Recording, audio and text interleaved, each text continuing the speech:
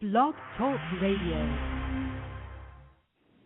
Welcome, everyone. I am J. Blair Brown of Blog Talk Radio's Livin the Dream. Today we have a wonderful guest. Her name is Amy Spreeman, and Amy is from Spreeman Communications. We'll be introducing her to you in about 2 minutes. Now, remember, today is Tuesday, January 25th, 2011, so if that's not the day you're on, I don't know where you are, but I'm located right here in Harrisburg, Pennsylvania, the center of the universe. Thank you very much.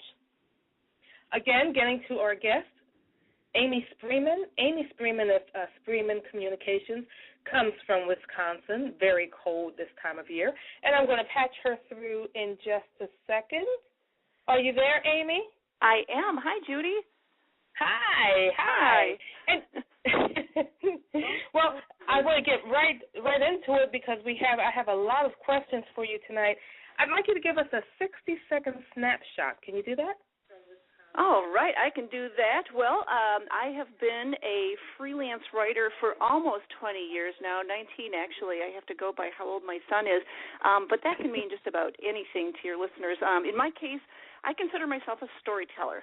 So when I work with business clients, whether they're global manufacturers or small businesses, nonprofits, consultants sometimes, they ask me to help them write copy, and in many different formats. So what they're really asking me to do, whether they know it or not, is to help them write their stories. And it's the stories about their products and their services or their people that really help define their brand in the minds of the audience. So as a storyteller for business, I have to hold very loosely to the work I create because the writing I do, it comes from my head, but it's really not mine to keep, and sometimes I'm not even able to claim that it's mine, and that's because one of the hats I wear is the ghostwriter hat, so my writing becomes the property and the pride of someone else. I tell you, that's kind of painful for me. I think it would be for many writers. Yeah, because we love our babies. And our words are our babies. But well, good for you. So do you really enjoy the ghostwriting part of it? I really do. It's something that I developed early on as a way to kind of get inside of people's heads and really become them. It's almost like acting. You write the way you would act if you were them. Yeah. No, that I do enjoy that. I used to be a performer, so that part takes me. Yeah, it kind of takes me back. Now tell us, how did Spreeman Communications come about? Oh, well, it's a long story. Fortunately, your radio program is about an hour. No, I promise I won't take the whole time talking about that. But I was working for a major airline in a company back in the early 90s. I was young. It was my first job in public relations, and actually my title was Media Relations Manager, which meant I got to write news releases and pitch stories to local and national journalists, and hoping that they would write or broadcast nice things about us. But in the early 90s, don't know if you're that old, I'm kind of that old, but it was an era where we were hitting a major recession, kind of like now, and this airline that had just hired 12 new marketing and PR people a year before, well, now they needed to lay off at least that many. Wow. Since I was like one of the more recent hires, I found myself downsized, and that was very sad. And also what was sad was, if you've ever worked or known anyone who's ever worked for the airline company, guess what benefit you have to lose? I mean, people who work for airlines usually get free air travel, and believe me, my husband cried harder than I did when I lost that one. So, okay, maybe he didn't cry real tears, but it was a really nice benefit. So I was bummed, but the company that I work for was really great about it. They let me stay on for a few weeks anyway after they terminated my position to write my resume right there from the office. And, they helped me go on job interviews and even helped me get in some of the doors of corporate communications departments. I was in Minneapolis at the time. And that's really where I wanted to be. I was a corporate gal. I had a plan. But the problem was that no one would hire employees in that down economy. Nobody had any requisitions for that. But the good news was that a lot of the folks that I interviewed with, even though they couldn't increase headcount on staff, were just buried, under assignments, and they needed a writer. So they said, Amy, do you want to come help us do some project work as a freelancer?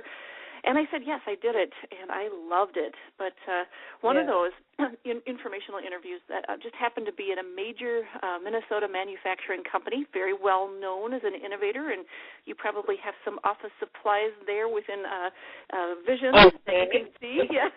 So you get the idea. But I was introduced to the editor of their internal newspaper, and back in those days, it really was a newspaper. I mean, real paper and everything. You know, today I think companies just send out emails when they want to give the news, but so I wrote for this paper, and that's really how my company, Spreeman Communications, was born, as I began to write articles for this newspaper. And I went to a lawyer at that time, and I got the process going to become my own corporation. And, for lack of anything more creative, I came up with Spreeman Communications, and those were my humble beginnings. Wow. Yeah. Well, that's very exciting. You know, I can't say I was in that same position, but, one thing leads to another when you decide to go into business for yourself. Sometimes it's just because you want to, other times it's out of necessity. Yeah.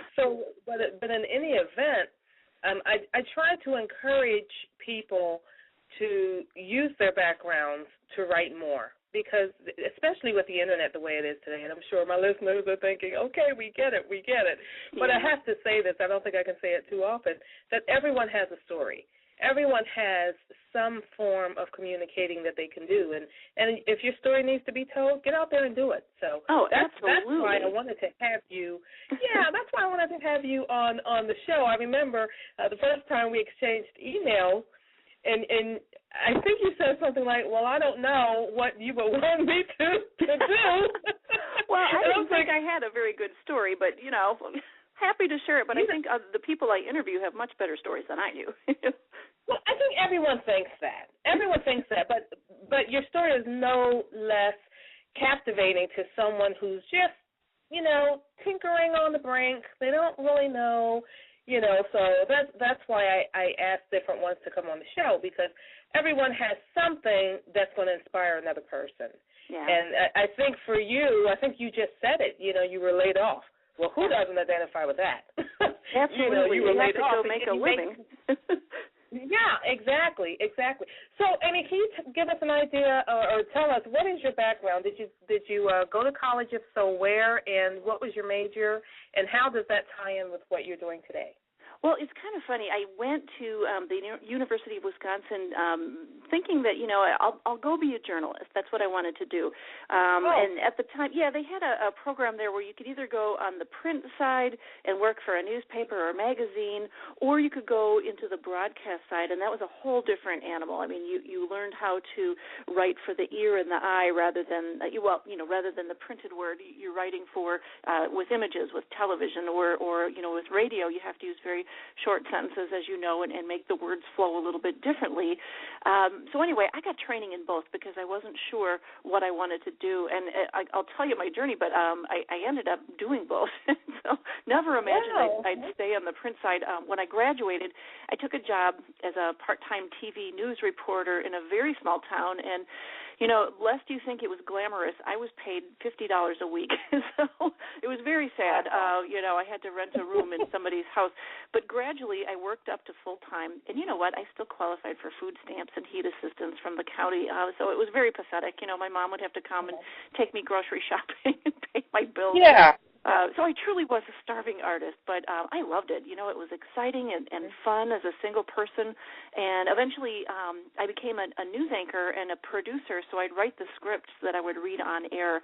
And then, so that was very fun. But later I did get married. I moved to my hometown in Minneapolis at a television station there, and I ended up being a producer. You move up to a big market like that, and TV news anchors are pretty established, and I have a face for radio. So anyway, I wrote news scripts. And I've seen your website. I've seen that website. Oh, you're too kind. Well, anyway, I was writing scripts then as a producer and arranging the show and talking in people's ears like they do, in broadcast news, that movie from a few years back. But that's where I really learned how to study other people's voices and their own speaking style. And I would imagine myself, I think I mentioned this earlier, I imagined myself inside their heads and learned how to write in a way that sounded exactly the way that they would say it. So I guess that was kind of my early ghostwriting experience there. Yeah, wow. So, okay, today you are a writer, but you do so much more, right? Yeah, I do a lot more. Right. I'm doing all sorts of things. But the writing is so different because I'm writing, I'm writing book scripts, I'm writing video scripts, I write a lot of news releases still and blogging for people. I maintain several different blogs for different companies. Nobody knows that it's an outside writer doing it. They all sound like it's a CEO writing, and nobody ever knew yet. But a lot of people hire ghost writers, and so if anybody's out there listening who thinks that there aren't a lot of writing jobs, there are. There's tons. Yeah.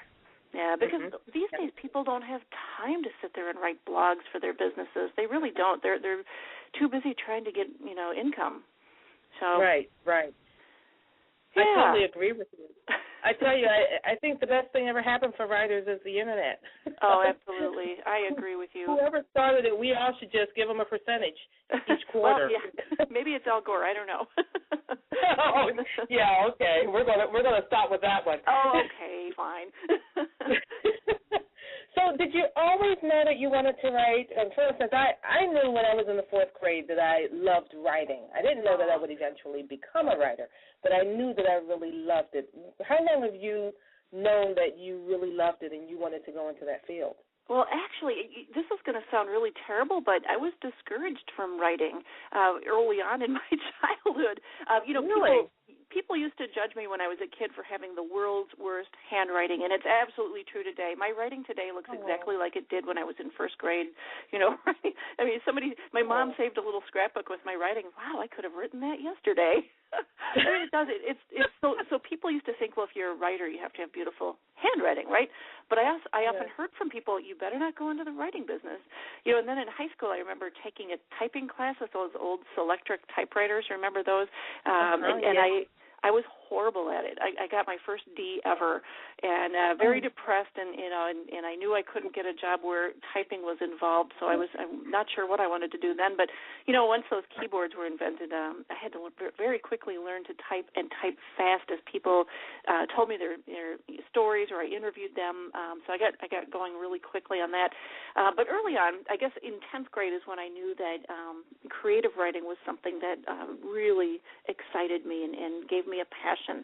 I give full credit to my 10th grade creative writing teacher, Mrs. Maskey. So she would do these she would do these classroom writing assignments where we'd have to tell the same story in 8 or 9 different ways, and now do it in a sonnet. Well, now do it in first person.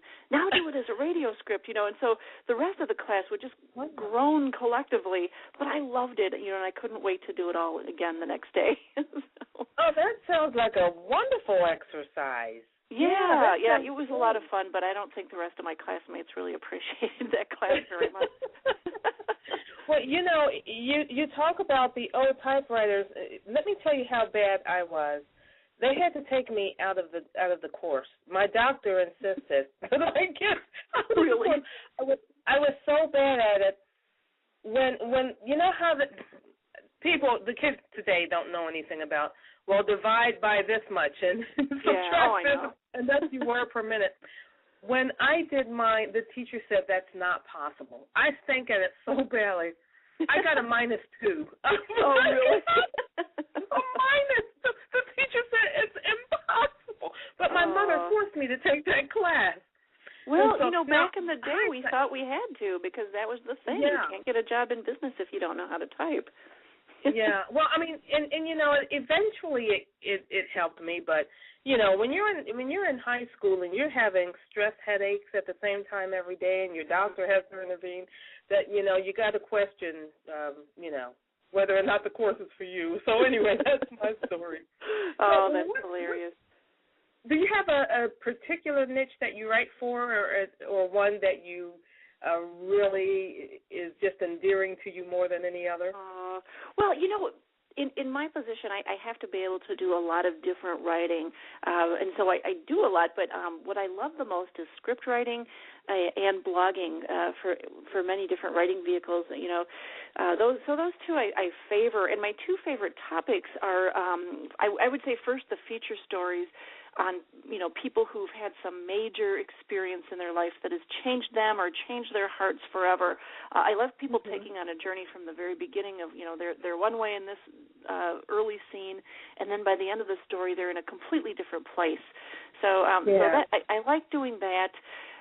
But I also like writing stories about new inventions and how, I like writing things about the future, about how people imagine new gadgets and new technology is going to come change the world, But, and basically, if I can just throw in a little philosophy here, I see all these big changes coming in technology for writers and in the tools that we all use to communicate. But people are basically the same creatures. We all have the same need to be loved. We all have the same need to be accepted and valued for the work we do. And so I just think that people aren't really changing all that much in their desires and what they need. It's just the technology is changing how we get there. It's funny you should say that. I tend to think that we've actually when I say regress, I don't mean in a negative way. It's usually taken negatively. I mean that I think so many times we get so far out there that we think we need all these things. Yeah. And in the end, we realize, we just really need to simplify. I know it. It's nice. It's nice to have all the gadgets, but you really don't need all the gadgets, to have a fulfilled life. And I'm sure someone out there is saying she must be crazy. But that water, clothing, food, clothing, and shelter is what you need, and then those other things, they're icing on the cake, but they're not the cake. The cake is, just enjoying life and feeling fulfilled. So I feel you there. Yeah, I feel you right there. But we're actually changing the way our brains work. One of the stories that I did was on technology and how we're plugged in 24/7 with our emails, right? Yeah. We're always in contact by text, or and people can always get a hold of us. Forget about all the things that we're online doing. I mean, it's just our availability to work, and so we are actually neurosurgeons and neurology studies in Stanford University have proven that your brain, the way you're wired, the brain responses to the Twitter beeps and tweets and the buzzes of your cell phone, and it's just all of a sudden our brain waves just jump at that, and we're actually shifting our neurons. So who knows what we're going to look like a few years down the road? But it's interesting stuff. You get to learn a lot of interesting stuff as a writer. So yeah. I totally agree with you. That's one of the reasons I like it. I can't tolerate monotony. I used to be a receptionist, and I sat at a desk. Oh, my word, and I can tell you, I would just feel the brain cells dissolving in my head. I just could not do anything monotonous, and that's one of the reasons I wanted to become a writer. And, as much as writing for the healthcare industry can be a very depressing thing if that's all you write for, I appreciated it because it got me away from what I was doing, and that's the other thing that I really try to push people to recognize is, the opportunities to write are so vast. You don't have to be stuck where you are. Just look for those opportunities because they're certainly there. Yeah, I always tell people to blog. Just get on there and blog and start doing that. And people actually make a lot of money blogging too if you research and find out how you can have site optimization and put some ads on there. I don't know if you can make a lot of money. I think a small percentage of writers actually do, but it's a really neat thing to do, I think. Well, it is.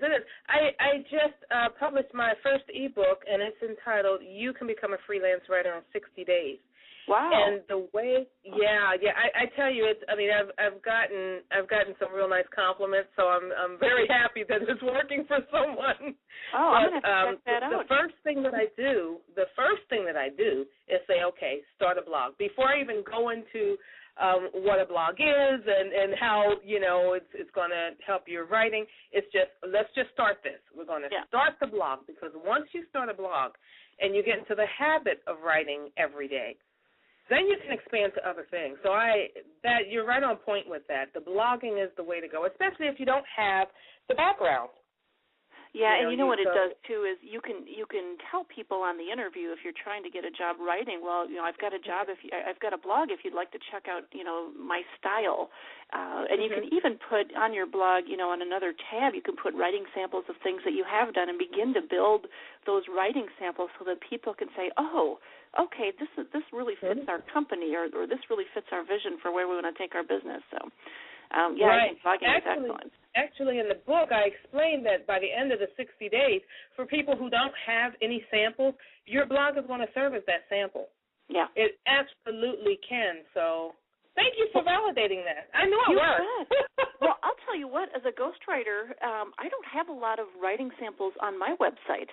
And it's really funny, because you'd think I'd have a whole stock of stuff that you could pull from. I do have stuff, but I have this arrangement with a lot of my clients where I don't tell the outside world that I'm their writer. They want people to think that they wrote it, and that's fine with me. I write it, but they own it. So, really my blog posts are about it. I do post links to magazine articles that I write, business magazine articles, but that's about it. So, kind of word of mouth or LinkedIn, that's how people know where I've been. You know what I like about your website? It's very clean. Oh, thanks. And it's sometimes I saw a website just recently, and I thought it was going to blind me. It was so horrible. I couldn't even read the content. The colors, it was just awful and busy. Just had a lot of stuff. But your website really is a good representation of who you are and what you do. Well, thank you. And, I really value white space. The blank spaces give your eyes a rest, I believe. And so you don't have to fill your every little space on your website with a button or a banner or words. That just is so confusing. When people come to your website, they just want clean copy. They want to know where their eyes can go so that they can get to the meat of who you are, your brand, Absolutely. I guess. Yeah. Absolutely. So if you write for various niches, as you just said that you do, there comes a time when sometimes you just need to shut down, or you need something to perk you up to finish an assignment, or you just need something. How do you find that something? How do you stay motivated? How do you stay energetic? Because you are energetic. Oh, I am. Lots of coffee. I believe that coffee, if you can see through it, it's not really coffee. But no, I'm just kidding. I do drink a lot of coffee, but I think what motivates me is just the energy of life. I take a lot of walks. We live up here in Wisconsin, and it is beautiful. And if you don't get outside, if you don't get away from your desk and your computer screen and your keyboard, you're going to go crazy, and you won't be able to write. You need to get outside, and you need to just sit back and take a deep breath. But what really motivates me, I guess, and it's the way I'm designed, nothing is ever the same in my business. Everything changes every day. There's always a new assignment, a new topic, new people to meet or interview. There's always a new, invention or gadget that I want to write about, new blog posts. So, it's those times when I've taken on long-term jobs, contract jobs with clients where the day-to-day routine just stretches out. If it's more than a year, I begin to get very stifled creatively, and I get itchy. I need to move on. So it's probably a disease. I don't know, but I do. Maybe I do have ADD. People have asked me about that, but. I just like something new. I like, the stability is my family. They're always there for me. They're very supportive, and they inspire me as well. Oh, that's wonderful. That's wonderful. Yeah, I tend to think that I do have some sort of ADHD or whatever, whatever initials they're using this year. I don't know. Just because mentally I'm just not in one place too long. I have to move on. It's like, okay, boring. So that is a struggle for me, depending on the assignment. there have been times when I've just had to hunker down and get it done because a deadline is a deadline, and that's all there is to it. Yeah. But, that can be a struggle. So speaking about struggling, we all go through it. Yes, writer's we do. block. Yes. What about writer's block? How do you get through writer's block? Do you have any special tricks of the trade? Or? To me, writer's block, and this is my own experience, other writers may chime in here and say it's different for them, but for me, when that happens, it's really because I focused way too much on perfectionism right out of the gate rather than, sit back, take a deep breath, and start being creative and think about the assignment. And usually it happens when I go to a client that, maybe it's a first-time client, and it's something that I have to learn. I have to start with learning over again, or a client has a new industry that I'm writing about that I've never done before. Currently I'm working, helping out with somebody on maternity leave in the insurance industry. I don't know insurance. I thought when I went there, this is going to be really boring, but I'm going to be on the marketing team at least, so that'll be cool. But it's not boring at all. You just have to be able to get in there. There are some really cool stories in those. But writer's block usually is part of my people-pleasing thing that I just have to get over. And what I do is I just have to force myself to see the assignment or the article or whatever I'm working on where I'm blocked. I have to be able to see that in a whole new way. So I have to really kind of cut myself off from, again, the computer screen. I've got to get up and walk away. And I need to ask myself, where do I want the reader or the listener to end up, and what is the coolest way that I can create to get them to that point of wow, that's really cool. So for me, it really is having to refocus myself. Mm-hmm. Yeah, I think one of the things for me that works for me, and I speak about this in my book, is becoming a good writer, I think, requires humility. It requires a sense of humility. And for me, that humble statement for me to just get over it, as you say, is to remember this is not about me. As much as I want it to be, the assignment is not about me. The assignment is about my clients, about what they represent, about their mission statement or value statement or whatever the point is that they're trying to make. But I need to take myself out of the equation. So I think a lot of times we buy into that hype that, oh, yes, I'm a writer and this and that. You know what? It's a job. It's a job first. So you better remember that. Well, but, yeah, that's a right. good way. Yeah. I'm sorry? Oh, I'm sorry. I was going to just agree with you and say you're absolutely right. Prioritizing usually means you have to put yourself second and others first. Absolutely. Yeah. So how long have you been in business? I know that you said that you were laid off, was it 2003?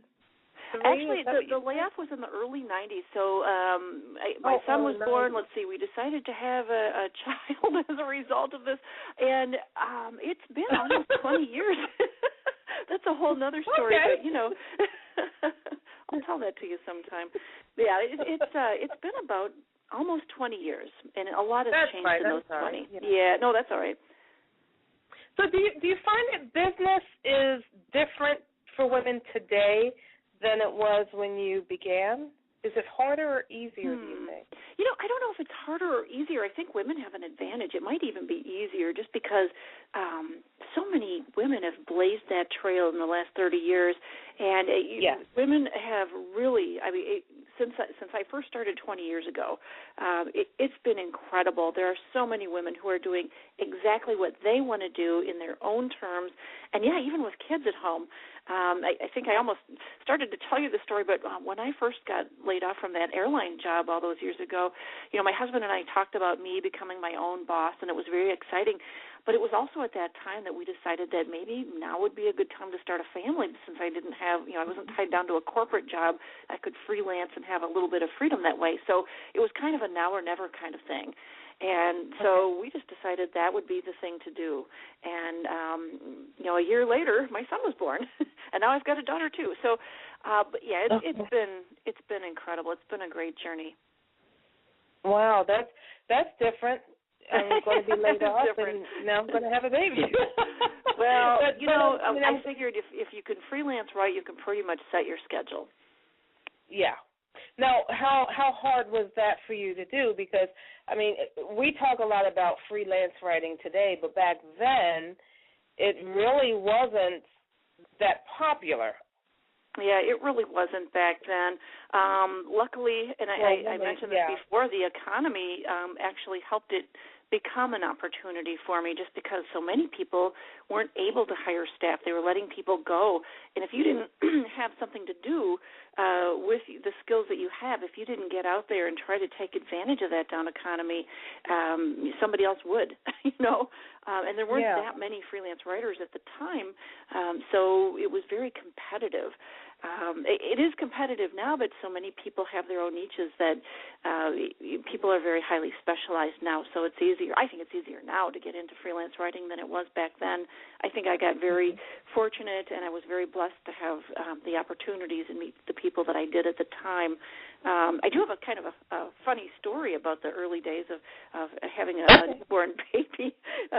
Right when you're trying to establish your business, if you have the time. What I did was I had this little baby boy, and I was interviewing people for this newspaper that I was doing, and I was writing this article about an inventor a very famous inventor who had a PhD, and he was kind of I don't want to say the word stodgy. I don't know if that's very nice, but very proper man, older man. And I was, and my baby started to cry right during the interview, and I muted the phone, and I quick grabbed the baby and began to. Are there guys listening to this? I began to. I began to breastfeed the baby because he was hungry, and so. I had the phone, it was before speakerphone, so I had the phone in my ear, kind of cradled on my shoulder, and very awkwardly I was trying to type with one hand as I was holding the baby with the other, and there's this phone in my ear, and I just remember this very proper gentleman saying, "What is that slurping noise?" Oh, gosh, so that was one of my more embarrassing moments as a freelance writer, new mom. But, it's one of those kind of, it's funny now, but at the time I was horrified. Oh, what must he think of me? But, but the baby was happy, and that's what was important, right? That's right. At least the baby wasn't screaming his head off. Oh, I'm sure you've had those moments. Oh, yes, I have. Luckily, I had a couple of very good sleepers at the So we're going to talk about what are the challenges of becoming your own boss. Oh, boy. Well, first and foremost, I would say staying organized. It's very hard to, when you don't have somebody demanding a schedule from you to do it yourself. So for me anyway, that's been the biggest thing. And there are so many temptations around when you are your own boss. Well, maybe today I won't work. Maybe today I'll sit at the coffee shop and just hang out and be on Twitter. Right, right. I don't know if you found that too, but that's a big challenge. Yeah. Well, that's one of the perks, right? That's a perk, but it doesn't help you pay the bills. So I do think that organization is a challenge, and making sure that those times when you do get swamped to also be organized enough to be able to prioritize. That's another thing that a lot of people in their own work just get tripped up on. Yeah, I do understand what you're saying about. I tell you, when I first started, that's what everyone said to me. They said, you'll be able to go to Starbucks, you're just hanging out at the coffee shop, and it sounded so good. Sounded so good, and I thought, you know what, I'm going to do that. I'm going to get up in the morning. I'm going to go to Starbucks. Well, I went to the coffee house, and I think the first time I went. 3 times in that first week, just so I can get into the mindset of writing, of writing at the coffee shop. And I ate, and I saw old friends, and and I'm telling the same story. Yeah, I work for myself now, and I'm a freelance writer. And, oh, this is wonderful. Yeah, this is where I hang out, and I just get my work done. And I got nothing done. At the end of that first week, I was so behind in my work. So I thought, okay, Starbucks is out. That just didn't work for me. It didn't work for me at all. So, yeah, that definitely is a challenge. But one of my other big challenges is the billing, and I explain this to people who want to go into their own business. And it doesn't have to be writing. You could be a plumber. You can be a tutor or whatever the case may be. But because we have our own small shops, there's no collection agency. I'm not going to pay a collection agency. Mm-hmm. So then you're often stiffed by clients. Yeah, I hear that a lot. Yeah. So even if you get a portion up front, once the job is done, the job's done. And a lot of people don't see the urgency in paying you. No, even large corporations that have huge accounts payable departments will often kind of say, oh, that's just a freelancer, we can put that one off. And, I've had companies take quite a lovely long time to pay me before. One thing that helps is, if you put on your invoice payable in 30 days, a very standard thing, that's an expectation that is set. But I'll tell you what, I only got stiffed one time in my career, and it was for a larger fee. I had written a corporate video script for a company, and I was living in Florida at the time. We've moved around a little bit, so I was working there and writing the script, and I didn't hear anything from the company, and it turns out that the company, this small video company that hired me to write the script for this larger company, had packed up and moved away. And I was crushed because I'd put a lot of work and a lot of time into that, and I really needed that money to help with the bills. And so it was the one and only time I thought, how am I going to do this? I couldn't find these people, and I actually did hire a collection agency to track them down, and I got half of the fee. And I thought, well, I wouldn't get anything, so half is better than nothing. But that was a fun experience. But so far I've been very fortunate that nobody's done that. And so. Yeah. Now, we talked about the challenges, and there are others, but we don't need to focus on those because I really want to talk about the benefits. I don't want to be a downer to our listeners. I want them to know what the benefits are of going into freelancing. Well, the best benefit for me is to be able to have the flexibility to spend time with my family. I was going to be glib and say, sometimes I make more than my husband. Sometimes when the month is good, and I've got a lot of clients, it doesn't always happen. But the flexibility is just gold to me because, if my kids have something at school or they need me or they're going through their own drama, as they do as they get older, but I can be there and I really treasure that. I've been able to watch them grow up, and now that they're older teenagers, they don't necessarily want to spend time with me, but I need to be that body in the room when all their friends come over and hang out. They don't necessarily need me in their space, but kind of nice to know that there's mom upstairs on the computer and they better behave, So. Yeah. That's a good benefit, though, and I think for a lot of women that is huge. Yeah, that's a huge benefit for women, especially younger women who are just starting out having families and having young kids. And I did use part-time anyway as I was getting my business established. I did use daycare in the early years, but just for a few hours so I could get some client meetings done. And then they came home and we hung out, and I still got some writing done, and so it worked out really well in those early years. Yeah, I tell you, the reason I went into freelance writing was because my father was very ill, and it was bad. So I wanted to reduce my hours at my full-time position, but there really was no way for me to do that. Yeah. So I decided I'm just going to become a freelance writer. I didn't have any background in it. I just loved writing, always loved writing. So I just made up my mind one day, I'm just going to become a freelance writer. Somebody's going to hire me. And sure enough, someone hired me, and that was it. That was it. That was really what I needed. It's terrible to have to wait until that time when you know that a loved one's time is getting short and you need to make this happen. But I'm grateful that I was able to make that happen. So, yeah, it definitely has its benefits. Yes, definitely. I would say the benefits far outweigh the downside. Right. I was going to say, as a downside, tax time is always hard. You got to chase down all those little receipts, but other than bad. But you can get through tax time, you're okay. Yeah, and you know, everyone always says, well, all you have to do is keep your receipts. You know what? Yeah, right.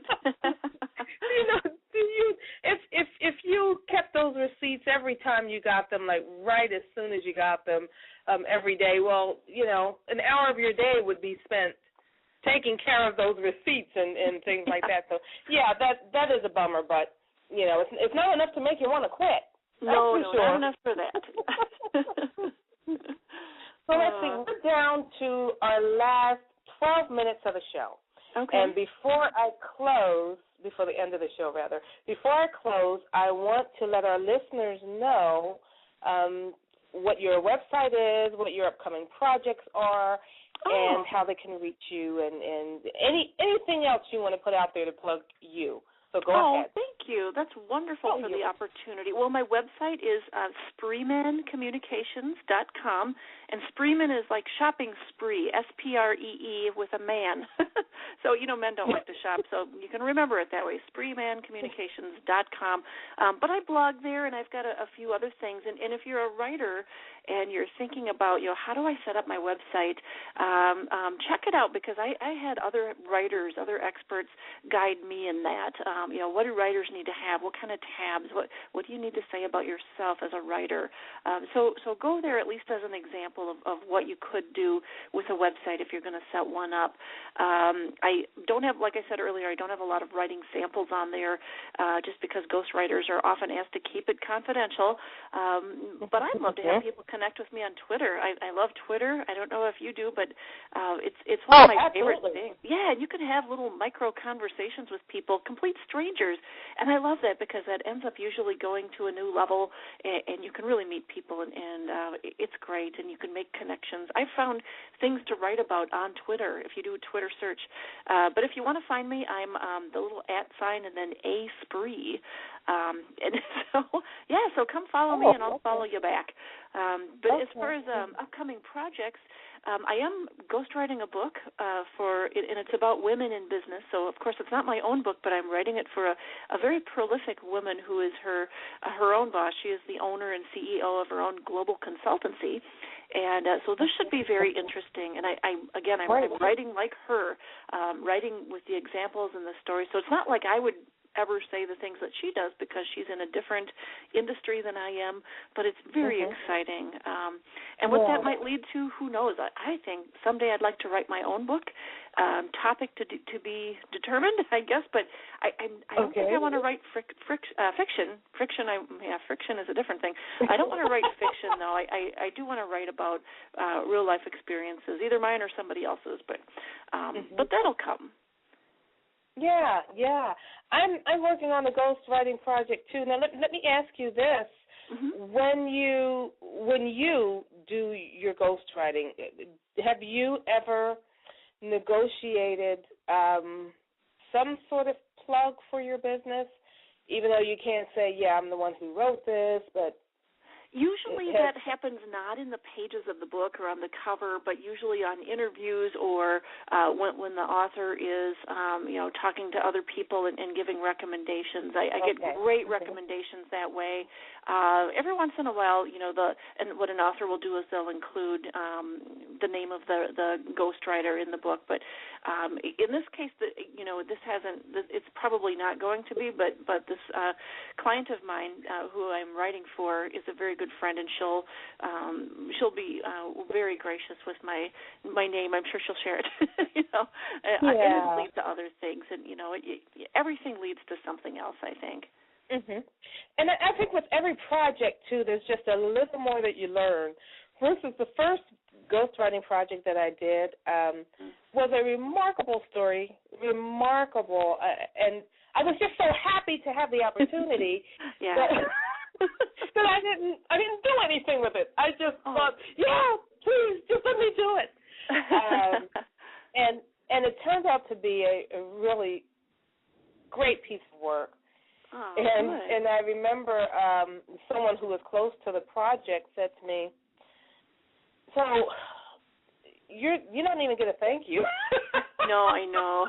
I said, "Well, they paid me," and this person said, "But the next time you just might want to say, well, can you put me down as a special thank you, or just something, just so you can look back and see the work that you did. And I thought, oh, okay, yeah, sure, I can do that. And so I did for my second project. I did negotiate that, and actually that one's going to become bigger than the first project. So again, it's growing pains.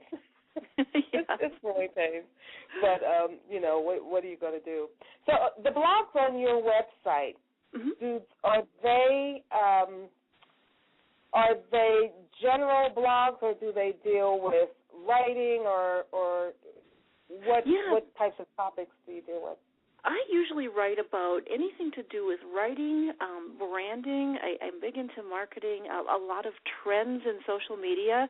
And so a lot of people will come on and, whether or not they would agree with me, I love having people write in the comments section, people having their own dialogue in there. That just warms my heart. So I'm thrilled to have people come and talk to each other that way.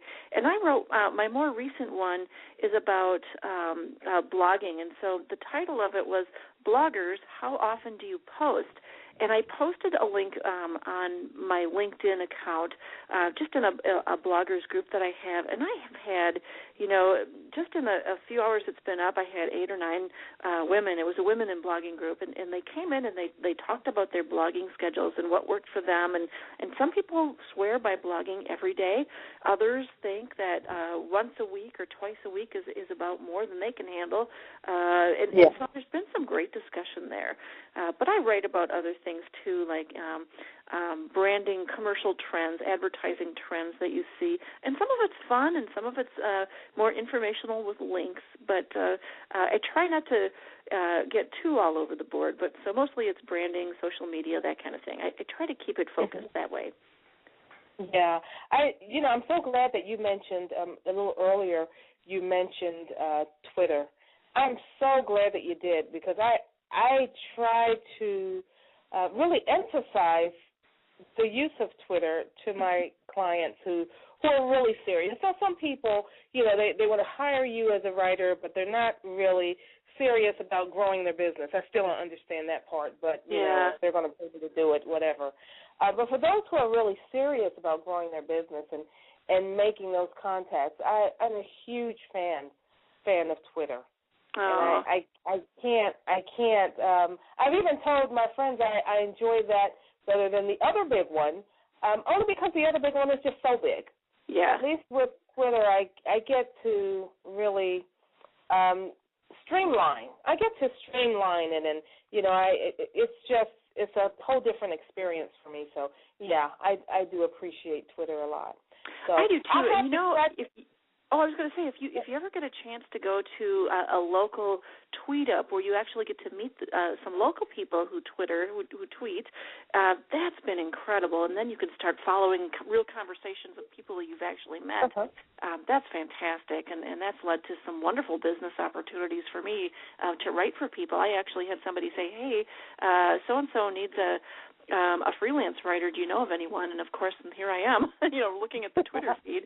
So you can get some good job leads that way as a writer too. Well, okay, good. That's a good tip. I'll have to keep that in mind. I've seen a few of them in my area, not many. Mm-hmm. We're not really on the we're not. No. I'll just leave that there. I have to live here, Amy. Well, but I mean, if you want to, you can, or you can do Twitter searches for jobs too. Twitter search now has become one of the biggest search engine. I think it's even replacing. It's getting close to Bing and Google. So you can search topics to write about. Yeah, so you can search businesses if you're working for a client and you want to hear what everybody else is writing about them. Lots of things you can do. Okay. Well, I tell you what, we're down to 2 minutes. This happens every week. I'm just, I go off at the mouth, and then it's time to hang up. So we're going to have to try to have you back here. I had such a good time. I did, too. I really did. Pleasure. Thank you so much. One of the saddest things about what I do is I never get to meet the people that I interview. By the end of the hour, I feel like, oh, we could be friends. I know. Well, I'm not coming to Wisconsin anytime soon.